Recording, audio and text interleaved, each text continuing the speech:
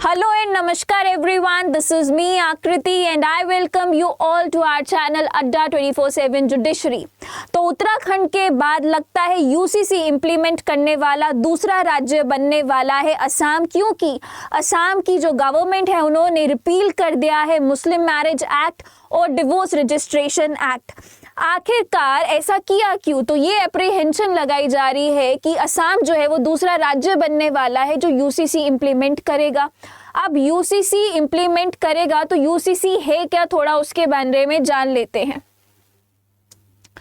Uniform Civil Code is a proposal in India to formulate and implement personal laws of citizens which apply on all citizens equally regardless of their religion, gender and sexual orientation।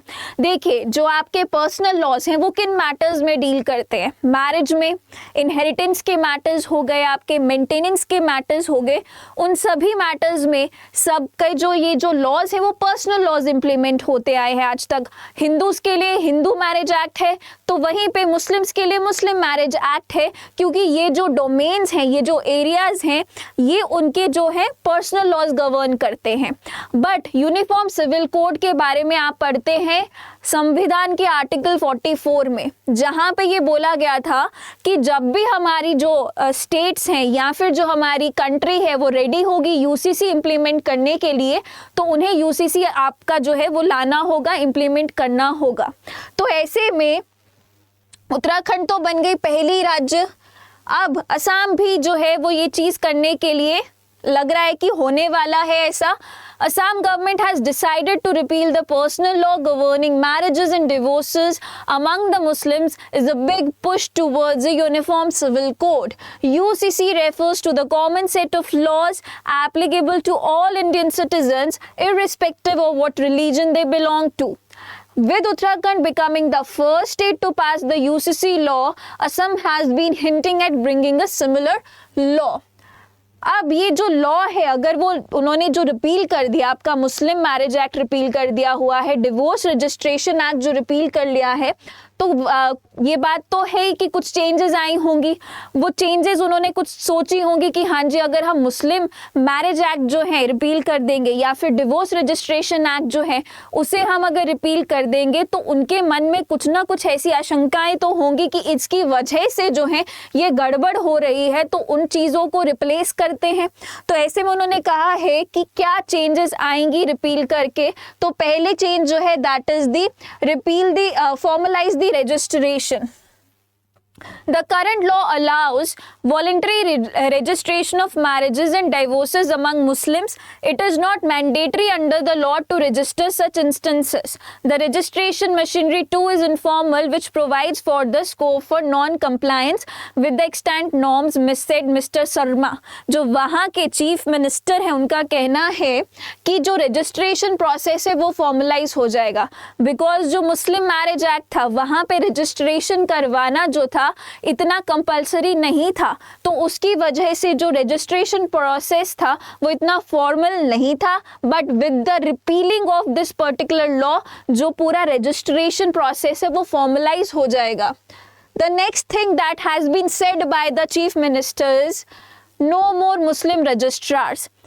देखिए, Muslim marriage को register करने के लिए भी उन्होंने जो registrar रखे थे वो मुस्लिम रजिस्ट्रार्स थे। तो इन टोटल असम में टोटल 94 मुस्लिम रजिस्ट्रार्स थे who have been registering the marriages under the Muslim marriage act will be given a one time compensation. तो उनको सरकार ने कहा है कि ठीक है, आपका काम क्योंकि अब बिल्कुल ख़त्म हो रहा है, तो फॉर दैट जो सरकार है वो आपको कितना मुआवजा देने को तैयार है, ये वन टाइम कॉम्पेंसेशन देने को तैयार है 2 लाख रुपए की।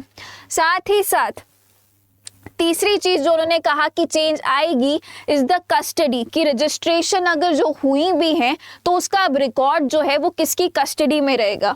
After the law is scraped, the district commissioners and district registrars will have the custody of your registration record की कस्टडी आपके पास डिस्ट्रिक्ट कमिश्नर्स के पास रहेगी और डिस्ट्रिक्ट रजिस्ट्रार्स के पास रहेगी। According to mister Sharma, the registration will be done under the supervision and control of the Assam inspector general of registration.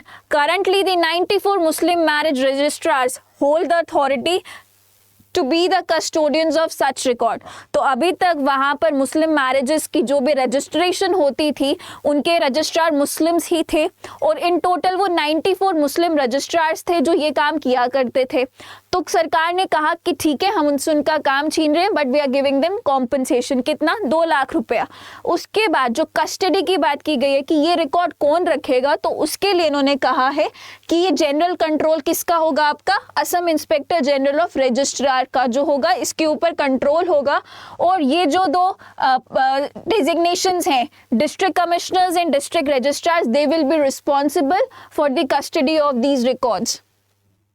Then जो सबसे मेन पॉइंट यहाँ पे उन्होंने रेज किया कि that it will prevent the child marriage.